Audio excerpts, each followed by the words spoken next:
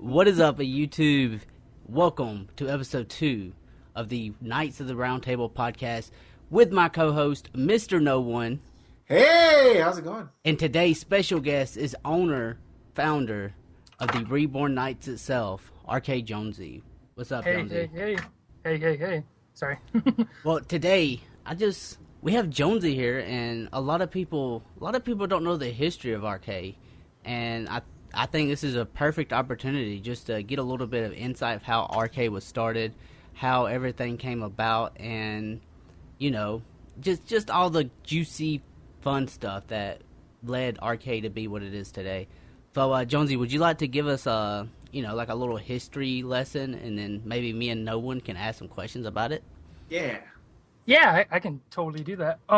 So in about June 2014, I recently graduated high school, and my old friend Chad, we actually was in a gaming competitive team a while back called CTW I owned, and then we just went our own separate ways. I took a break from gaming, and then I came back and he offered me a management spot in Reborn Knights. So I was like, you know what? Yeah, man, I'll totally come back and I'll test it out, see if I want to get back into the esports scene. And he was like, okay. So I pretty much started out as a manager / kind of co-owner of Reborn Knights. I helped with the website, all the social media. I pretty much dealt with partners. I pretty much started out as co-owner because me and him's been best friends for a while now. So we both wanted to run an organization together. And then after a while, he kind of got into BMX and he wanted to start up his own BMX brand. And he actually still does that today. And he's been getting back into the esports scene. But so he got big into BMX and he kind of stepped away from the scene of Reborn Knights. So at that point, I kind of took control. I took access to all the emails, all of the social media, everything I had access to. And I made sure it was branded as Reborn Knights. So pretty much we just, I took over Reborn Knights then. And ever since about, I don't know, that was probably in August or late 2015, late 2015 probably is when he got into that. And then I just pretty much started up Reborn Knights by myself. I was an owner for the longest time. And then I recently brought Ninja GFX, which he was actually Reborn Knights' first sponsor. He owned a GFX firm, and I contacted them with Chad, and he was actually our first sponsor.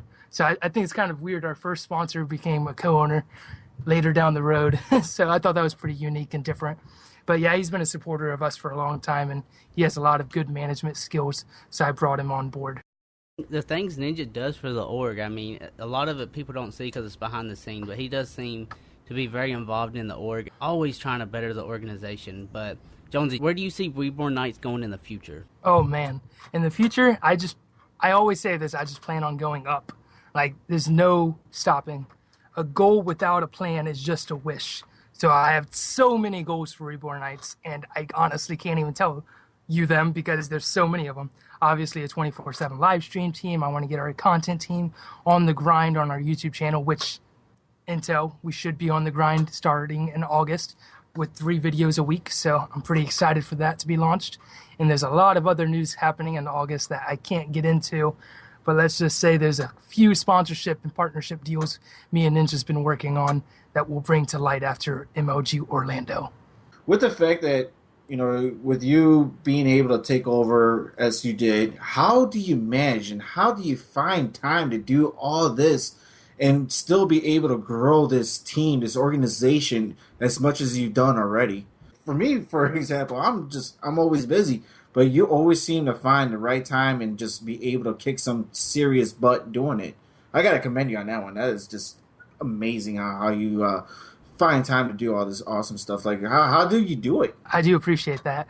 Pretty much I wake up every day and I scroll through all the group chats I'm in and I make a plan for that individual day.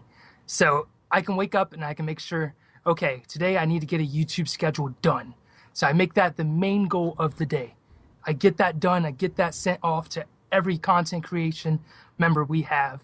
And then I also do anything that I'm available to do on the side. But pretty much I just wake up, I set a goal for the day of something that needs to be done, and I focus around that and I build upon that goal of the day. That's actually really amazing, man. Just to be able to take up on a huge challenge like that and just be able to just kick it out the way you do. That's just awesome. I'm really speechless about how you go about your day and just be able to do that. Thanks, man. Yeah, I know my days are normally pretty busy, but I always manage the time well. Oh yeah, for sure, Jonesy, for sure. What Jonesy does for an organization, he's quite a busy man.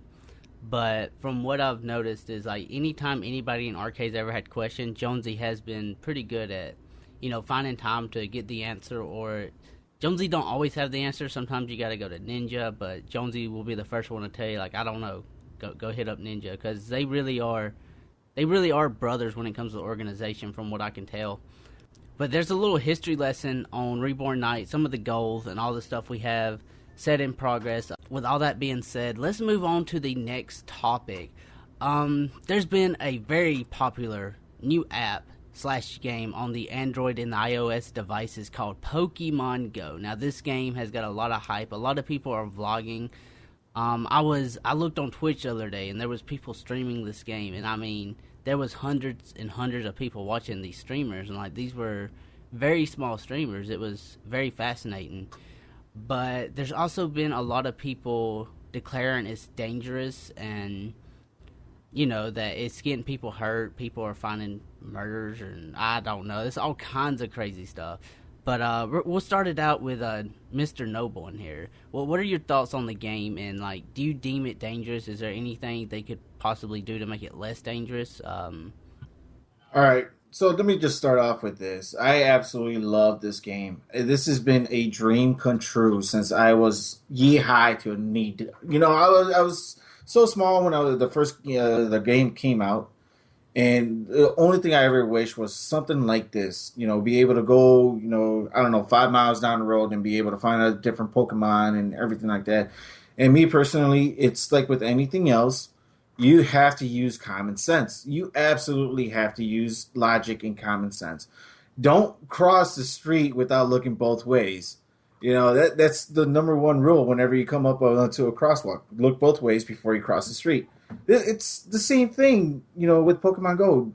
Just because there's a Pokemon across the street doesn't necessarily mean you have to run across the street not looking both ways. I mean, all these accidents, everything could be prevented easily.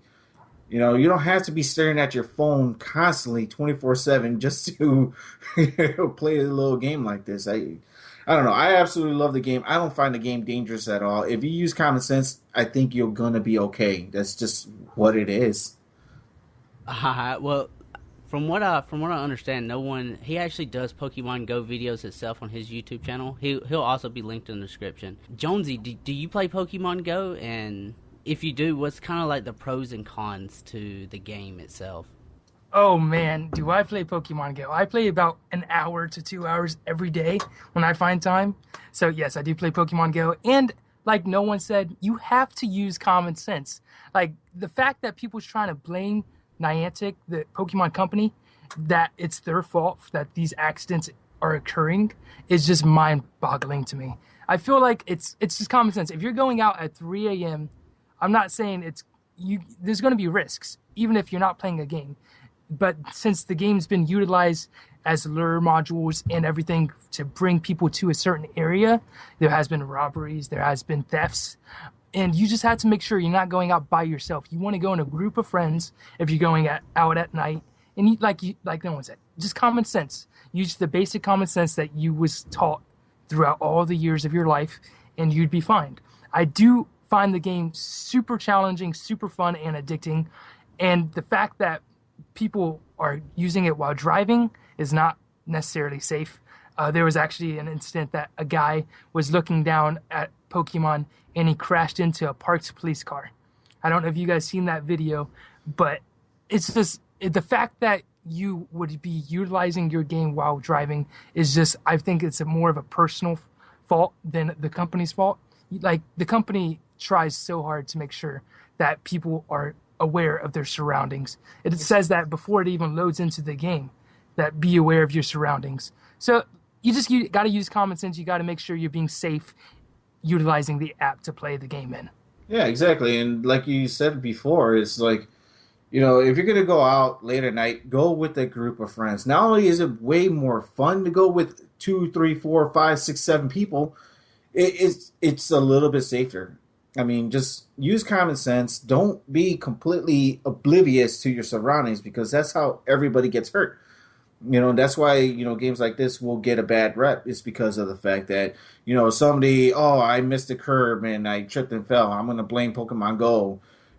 It's all you got to do is just use common sense, go out with friends. That's why the game is made up to be the way it is now. I mean, what was it in the last time I went out with my brother, to a local spot, and I met up with at least, I want to say about 4 or 5 different people just instantly, hey, you guys want to chill and talk and, play some Pokemon? Yeah, sure. Everybody had that common goal. It was just like, I was out looking for a Scyther.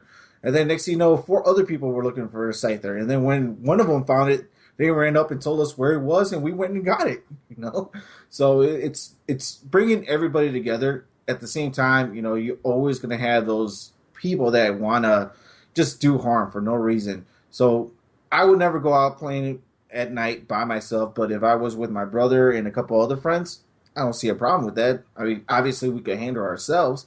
This is, again, use common sense. It's all you have to do is just use common sense when you're playing this game. I don't know if Judd ever got into this game. Judd, have you gotten into this game yet? Well, I'm not gonna lie. I do have the game downloaded. I think it was you that suggested it to me. I think we were streaming when it was released, and you was like, "Yo, you gotta download this." I do have the app downloaded. I've caught Pokemon in my house. I've never actually left my house while playing the game.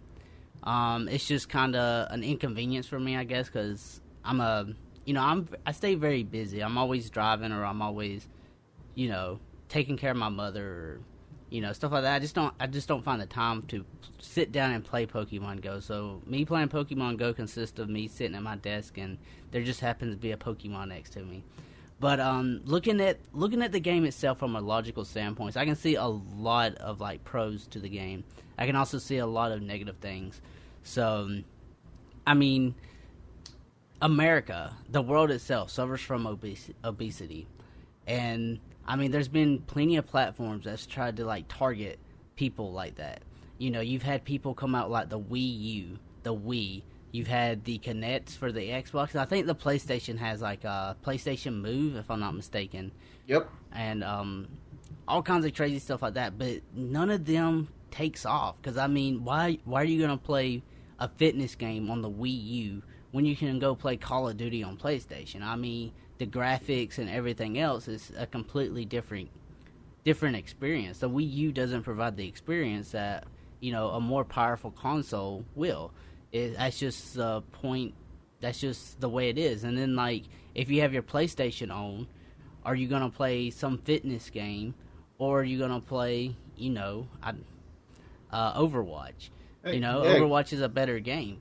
But Pokemon Go is actually, from what I've seen, from what I've known, it's gotten people out of their house. It's got people walking. I've seen people walk miles and miles and miles while they're vlogging. Oh. So I think it does do a very good job targeting, obese children and adults. I mean, a bunch of adults play this because I'm from a generation where Pokemon was a big deal. Back when I was younger, there was only 150 Pokemons. The first Pokemon movie came out with Mewtwo, and it went absolutely crazy. I mean, it was a good generation. So it has a lot of adults out walking too. And with all the obesity in the world, I see this being actually a very, very good game to, target areas like that. And plus, people need to get outside some more. I mean, a lot of people don't ever spend time outside, and it's always good to get outside and all that stuff.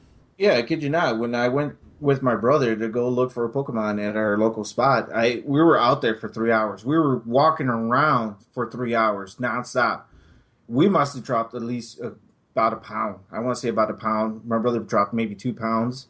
He's a little heavier walker than I am. But, in all the years that I've been working, moving people and, doing what I do now, delivering, I've never seen so many people outside at parks, never seen so many people at monuments. I've never seen so many people just out and about since this game was released. It is just absolutely amazing.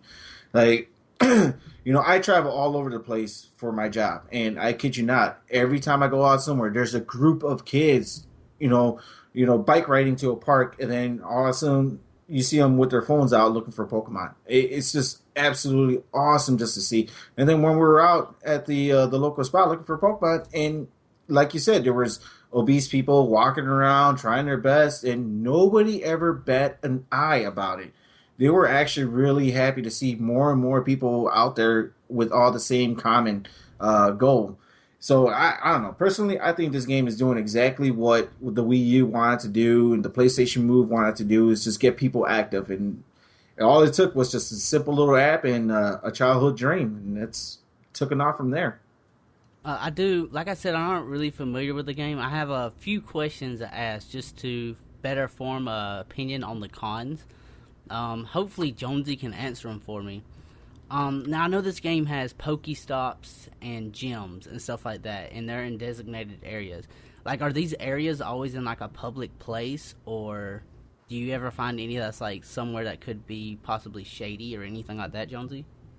Yeah, a lot of the Pokestops are actually like local monuments, churches, more public places, but there are some that's actually in the cemetery. So obviously at night there could be, chances of people trying to trespass and stuff like that. So you have to abide by the laws of the Pokestops also, where the Pokestops are. I did read something today that they're allowing personal Pokestops or something. Don't quote me on that. I just skimmed an article. I don't know if it was released or if it was just an idea floating around on the internet. But I did also want to talk about another thing about Pokemon Go. Not just I know you want to talk about the cons, but another pro thing about Pokemon Go is the ease of communication in the social environments now. So if I go to a local place and people is playing Pokemon Go, I have a mutual conversation I can start with, hey, what team are you on? What's your best Pokemon? What's your highest CP? So it just allows the social environment in public to be a better and easier to talk to one another, which I think is very, very awesome. And I do have a couple other articles from similarweb.com. If you guys want, I can link it down in the description. I know as of July 8th, the app was being used on average of 43 minutes, 23 seconds a day. And then it moved all the way up by 7/7, which is the July 7th, actually. And it was using Android's US data usage of 3.5%. So I believe. And that's just crazy, using that much data usage a day in the US, just when the game was just launched, not that long ago before that date. So I definitely think it's awesome. And it's just one of those, like you said, everybody was trying to influence games to be active, like the Wii U. I did read this quote and I thought it was funny. I'm not much for politics, but I read a quote that said that Michelle Obama was trying to get people outside for years, and Pokemon did it in 24 hours. So I did think that was pretty funny. Well, I mean, looking at the game, I mean, like I've said, it has some pros to it, but I would have to give it some cons as well. And I mean, it's basically the same thing no one said. I mean, it does bring people to shady areas at times, I guess, looking for a certain Pokemon. Like you said, maybe some cemeteries, maybe some trespassing, or people driving. But I mean, there's gonna be stupid people in this world, and there's really nothing we can do about it. Like I've seen on the news the other day, somebody in California walked off a cliff because they wasn't paying attention to their environment. I think he ends up like breaking his legs in like 10 different spots or something. Like it was dirty. It was dirty. But I mean, these same people who plays Pokemon Go, I mean, I could also see them playing, I don't know what other games people play on Android these days, maybe Candy Crush or something. I could see people playing Candy Crush going down the road. I mean, it happens. People text while going down the road. So I wouldn't really blame that necessarily on Pokemon itself. I think people just need to realize, like, when you're driving, like, put the cell phone down. Don't use the cell phone. It doesn't matter if it's text. It doesn't matter whether you're checking your email, whether you're playing Pokemon Go, Candy Crush, Clash of Clans. It doesn't matter. I mean, at the end of the day, you're putting other lives at stake. And I mean, honestly, that's really all the cons I can see going with Pokemon Go. I mean, and they can all be avoided if we just had smarter people in this world. But if there's any closing thoughts on the matter, do you guys want to say anything else about it? No, I'm good. You good, Nah. Nolan? Oh yeah, I'm good. All right, we will move on to YouTube prank channels. Now, in the recent years, there's been a lot of YouTube prank channels that came about. They get tons of views, and I mean, they are very successful. There's a lot of successful prank channels on YouTube itself, but there's also a lot of like fake pranks out there. People paying actors to get views, staging it and all that good stuff. What's your thoughts on it? We'll let Jonesy open it up here. What's your thoughts on the matter, man? All right. I hate to bring this up, but there's a famous one I do know, Killer Keemstar. He's a famous, I'm sure anybody knows about him. He runs Drama Alert in the esports scene, and he was accused of, and he even acknowledged paying a kid actor to cry when he broke a Xbox for a prank video. I don't know when the prank video was. I do know it was a while back. And I don't see how that could be appealing for an audience. Like, the fact that you pay people to react to your videos just for higher views and income, it just sickens me. I feel like you should focus on trying to produce quality content to a quality audience. I don't really understand the whole concept of paying somebody just to get a reaction for views to try to up your promotion for your company or brand itself. Okay. No one. What do you think on the matter, man? I don't know, man. Like, honestly, I always find pranks really cringy to watch. I just can't watch them. The whole I'm gonna fake this so I can get more views absolutely disgusts me down to the core. Like, I just absolutely can't do it. If it's like a, I don't know, the pranks that I see all the time is, just somebody tripping somebody over with, like, I don't know, some dumb enigmatic object or something like that. It's just, I just can't watch pranks. I just can't do it. I'm not that person. I don't get the enjoyment of seeing somebody freak out for no reason or, being an actor. It just, I don't know. I'm just not a real fan of, I'm not a big fan of pranks, period. It doesn't matter if it's real or not. I just don't find the enjoyment of it. If it's fake, it's just absolutely just crap TV. I mean, that's all I could say about that. Well, here's what I see, kind of in the prank community. Now, there are real pranksters out there, but they're not really that big. They're really not. It's a hard field on YouTube to be in. I mean, it's just like gaming. There's so many gaming channels. There's so many prank channels. And most of the best pranks are staged. And the way I look at it is it all comes down to titling. Like, being transparent with your audience. When you say a social experiment, because that's what a lot of these prank channels have. Like, you have, like, a kissing social experiment, a, shampoo prank social experiment. When you put the word social experiment in it, I expect it to be up against an unsuspecting target, Like, somebody who's not suspecting it.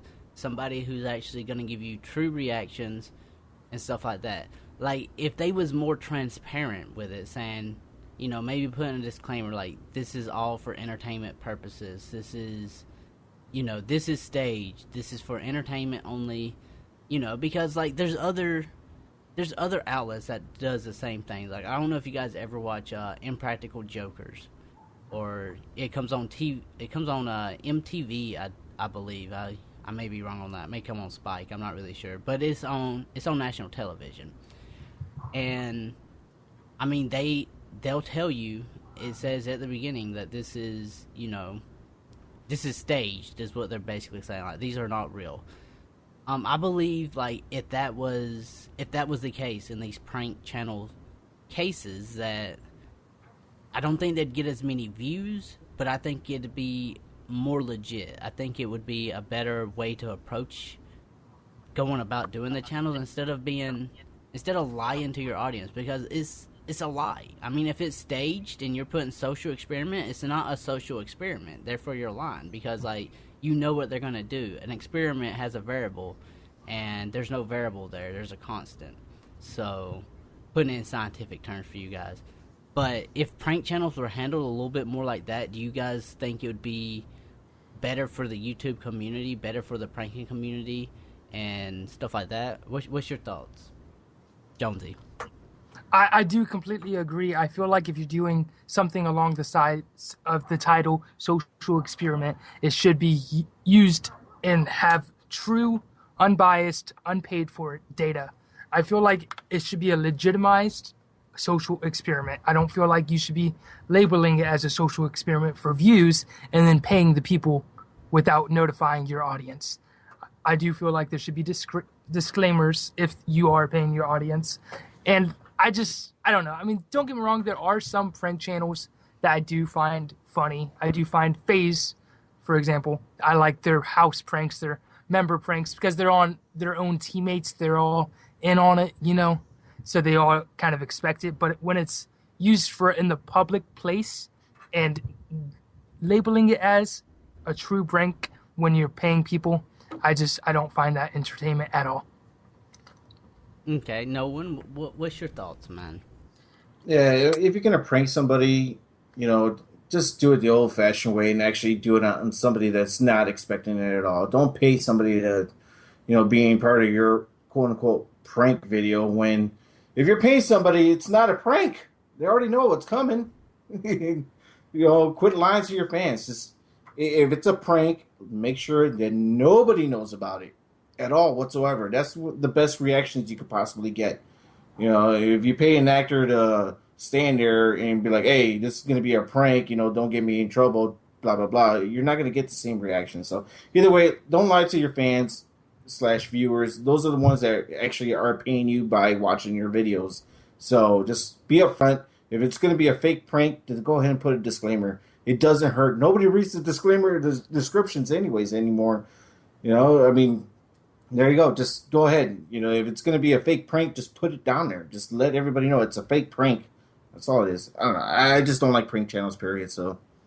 Yeah, I completely understand there. Another thing, looking at the prank channel, like, let's say they are doing real pranks, and they do it on an unsuspecting stranger, and that if they're doing it against a stranger, if you do it against anybody, like, it has to be a genuine prank, not something that's going to give any bodily harm to anybody, no, even emotional harm. Because, like, pretending to see a dead body or something like that, I don't think that should be something that should be pranked about, or, like, I've seen one channel that did a rape prank, and I think this is something that's not a joke. Like, some of these issues they do prank about, so not a joke.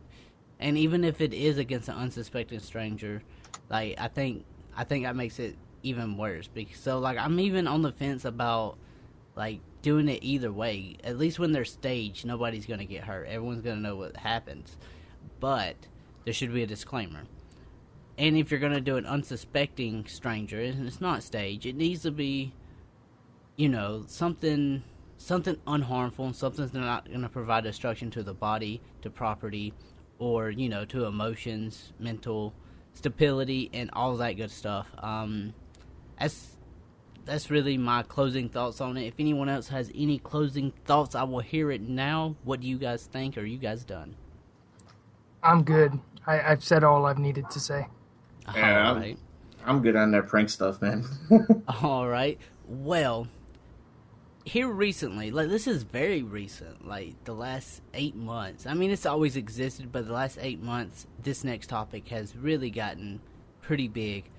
It's basically YouTube hate channels. Like, there are YouTubers that makes videos about bigger YouTubers, and they just hate on them. I mean, they expose them, they, do whatever, and some of them they expose, and it's legit what they uncover and stuff like that. Some of them's not, but it seems like these YouTube hate channels, like, their main goal is to use that person's name for views. Like, they put it in the title.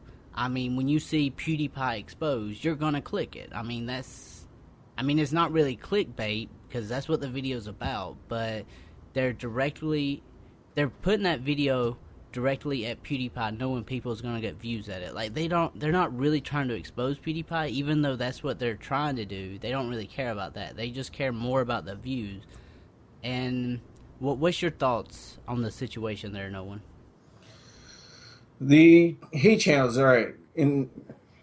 Personally, I think there's two different types of hate channels. You got the just absolute hate. You know, I hate you because you're such a big time YouTuber. I just want attention from everybody else. And then you got the ones that expose the bigger channels. For example, 8 Thoughts. All right, this is a YouTuber that I follow that watches video. I follow him on Twitter. He makes these entertaining videos, kind of like how Leafy makes these entertaining videos.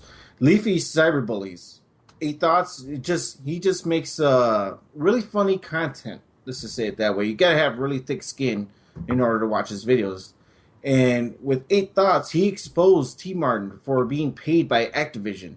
He exposed T. Martin for doing these supply drop videos because Activision gave him free COD points to do those supply drop videos. And then he was labeled as being a hate channel because he's a smaller YouTuber going against his 3 million subscriber base account. Why is that considered a hate channel when he's exposing the truth? And then next thing you know, you get this really itty bitty tiny channel called Honor the Call that just completely opens up the floodgates by doing some real detective work and exposes T. Martin and Syndicate for the CSGO Lotto scandal. And not only that, he's also doing it for the FaZe. FaZe is caught up. He found so much stuff on FaZe about owning CSGO Wild.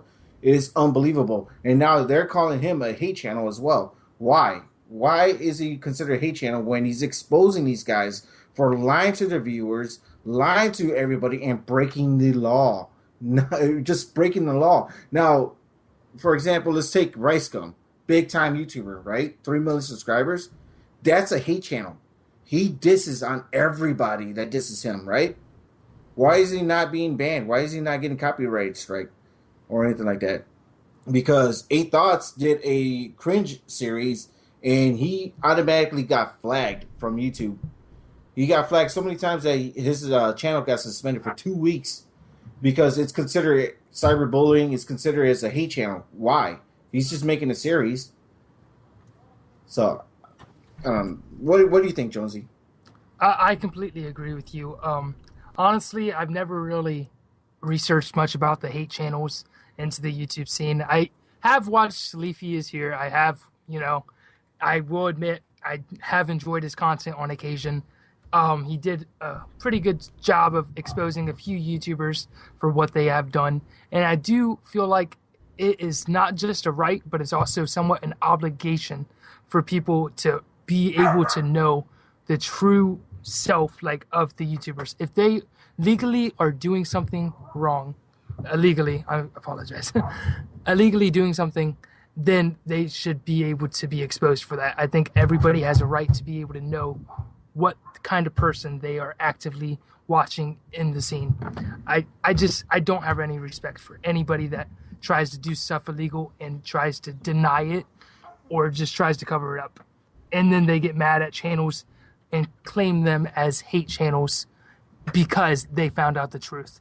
Don't get me wrong, there are some channels that has produced videos of stuff that is inaccurate, and I will admit that there has been on occasion.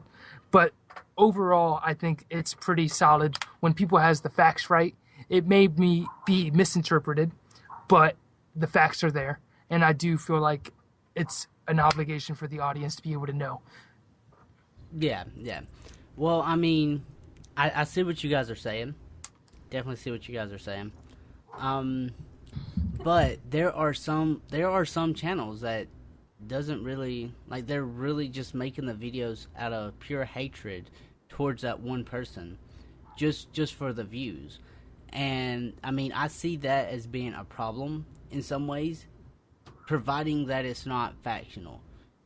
Providing it is factional, I think it's okay. But when we're making up stuff, because a lot of these hate channels, I've noticed that people have to come back with response videos trying to debunk stuff.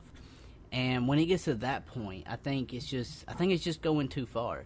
When you look at Honor the Call, Okay, he can be considered a hate channel. People are labeling him that now. But I mean, the man did his research. The man had his facts.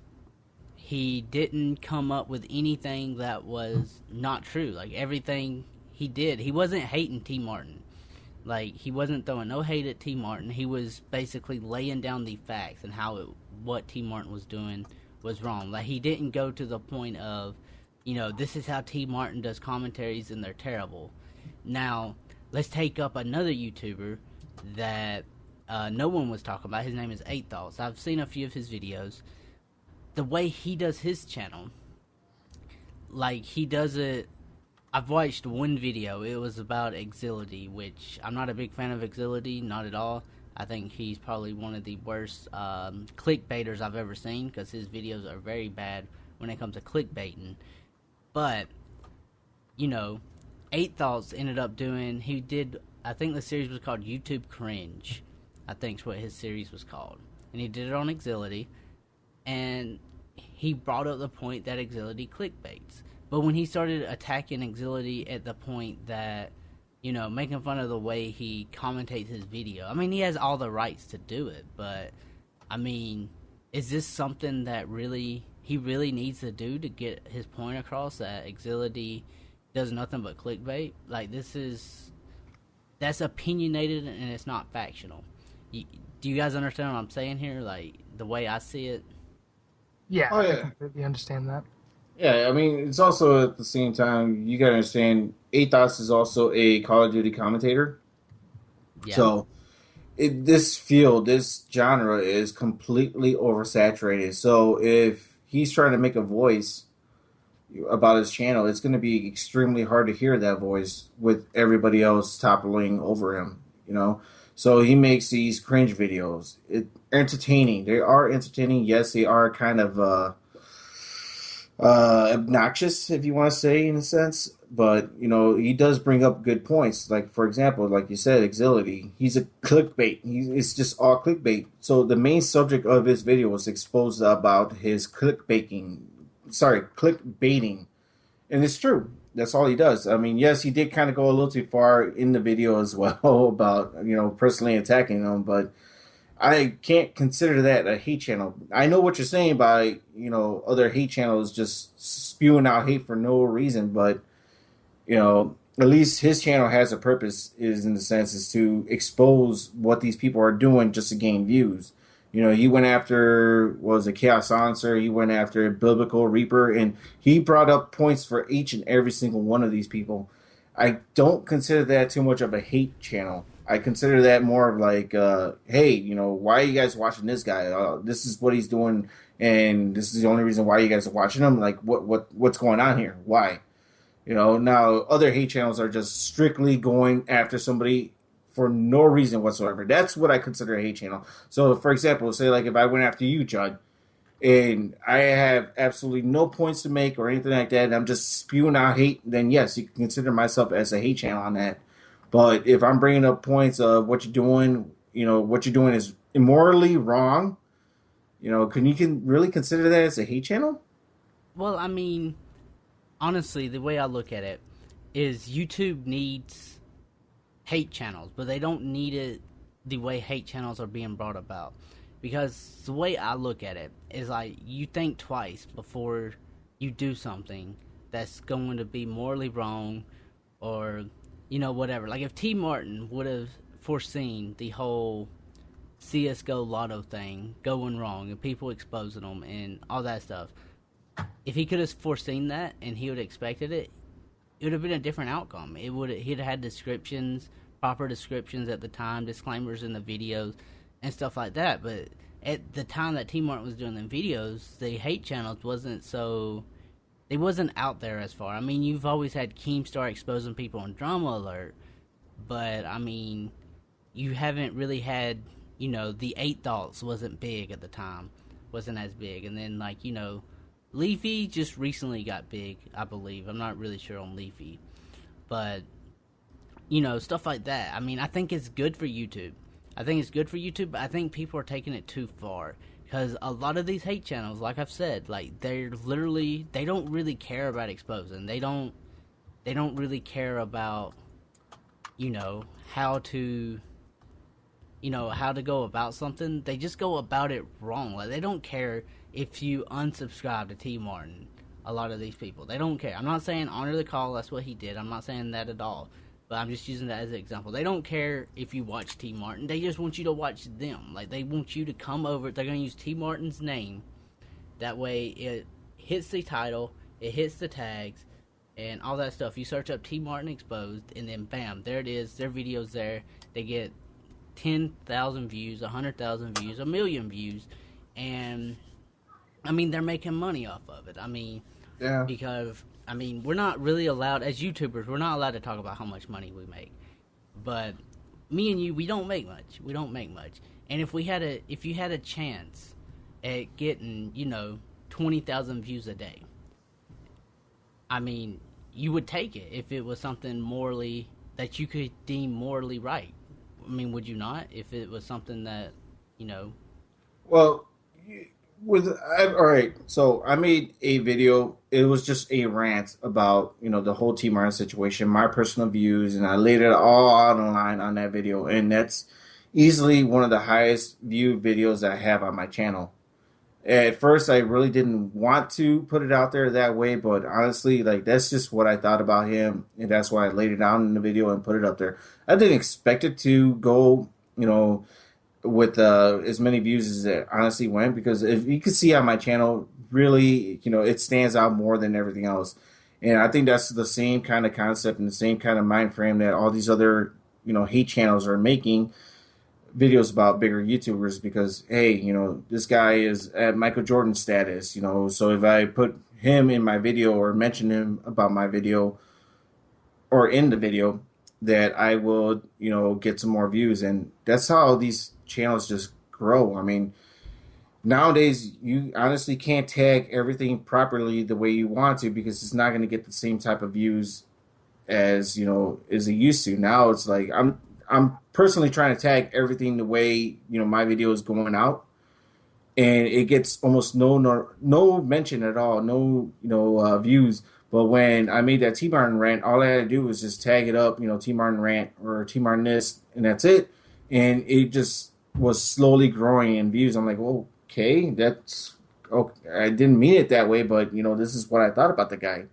So I can see why these hate channels are trying to do that, because they're trying to get big. And I think that's how some of these bigger YouTubers now, like Leafy and Ricegum, have made it, because they, they're making hate videos or diss videos or rant videos about bigger YouTubers. And honestly, the bigger the YouTuber, the more views that you're going to get, no matter what. And as the old saying goes, there's no such thing as bad press at all whatsoever. Yeah. If you make a crappy video, it's still going to get viewed, and you still, even if you monetize it, you're still going to get money, money off of it. So I think that's why these guys are making such a big fuss. And the other YouTubers that I mentioned, like 8 Thoughts and Under the Call, they just expose the crap that's behind the scenes that nobody really talks about. So I don't know. That's that's what I think about either hate channels versus exposing videos now. Okay, Jonesy, any closing thoughts? Anything you'd like to say? Add on? Yeah, I mean, like you said, they would take any publicity. Any publicity is good publicity, and the hate channel scene, I believe, is their mindset. And I don't know, man. Like, I just despise the hate channel community in general. I don't really support anybody that watches it. I mean, I have watched it, and I hate that I have watched it. But it is entertainment, and I don't know. It's just something that attracts everybody, and they can't help it. And it's just something that shouldn't be on YouTube, I don't think. But it is, and it attracts viewers, and it just, I don't know. I just feel like everybody on YouTube should focus on bettering YouTube itself and the other content creation teams and members. But I do believe that if somebody is in the wrong, then it is right to try to call them out on it. I do believe that people have a right to know the whole story of somebody if they're doing something illegally to their viewers and audience and promoting something and not clarifying that they own the company, or so to speak. But other than that, I'm pretty done on that whole topic. Okay. Well, guys, that's gonna basically bring this podcast nice little round table at the end. It was a pleasure having you on here, Jonesy. It's a pleasure being on here. Yeah, we'll definitely have some upcoming stuff for you guys on the Reborn Nights channel. We're gonna have 4 times a week if you count the podcast in August. Starting in August, the YouTube grind on this channel will be going pretty hard. Pretty excited about it. Anything else anybody should know about that's coming up for RK? Not that I can announce. I do apologize, but just make sure you are active in August because we have a lot coming up and a lot of deals being finalized. And trust me, this is going to be a massive giveaway. I don't know if it's going to be in August, but it will be sometime this year. I plan on probably spending about $1,000, if not more, on the giveaway. I'm shooting at around Christmas giveaway, so just stay tuned, man, because there's a lot of stuff that's going to be coming up. Yeah. We're also gonna have monthly tournaments. Anybody can play in it. They're gonna be 1v1 tournaments, 2v2 tournaments. We'll have our next one in August, the third Saturday in August. We'll be hosting one of them as well. You guys make sure to follow the Reborn Nights Twitter. All the details of the stuff coming up in August will be posted on there, if I'm not mistaken. That is correct, right, Jonesy? You'll be keeping everyone updated on Twitter. Of course, yeah. We're gonna try to be active, super active on the Twitter, and I actually do plan on recruiting a social media manager in August to help manage everything. Because it's a lot of work for me and Ninja to have to be on the Twitter and do all the back end stuff also. But yeah, we will be active on Twitter. So just make sure you stay tuned, throw notifications on. That way you get all the updates as it's happening. And yeah. Also as well, I do believe different members of the Reborn Knights are taking over the Reborn Knights Snapchat. So you guys make sure to tune in there. There's some little funny things that go on there. You got today... The day of this recording, Jonesy's had it, but I seen that RK Trevo had it, and he had some pretty entertaining stuff. But with that being said, me and Mr. Nobody will be seeing you guys. This is going up on a Thursday, but starting Tuesday, this podcast will be uploaded every Tuesday. You guys make sure to tune in. It's going to be 4 o'clock Eastern Standard Time. So you guys do the math. You guys put in the comments below what time zone you live in. We can convert it for you if need be. And you guys make sure to follow No One on Twitter. His link will be in the description below, as well as subscribe to his YouTube, as well as Jonesy. You guys make sure to follow him on Twitter. His link will also be in the description. You guys don't forget to follow the Reborn Knights on Twitter. Like I said earlier, all the details of the upcoming events will be posted on Twitter, and follow their Snapchat. Well, it's been nice talking to you guys. Until next time, peace. I'll catch you later. Bye. Bye.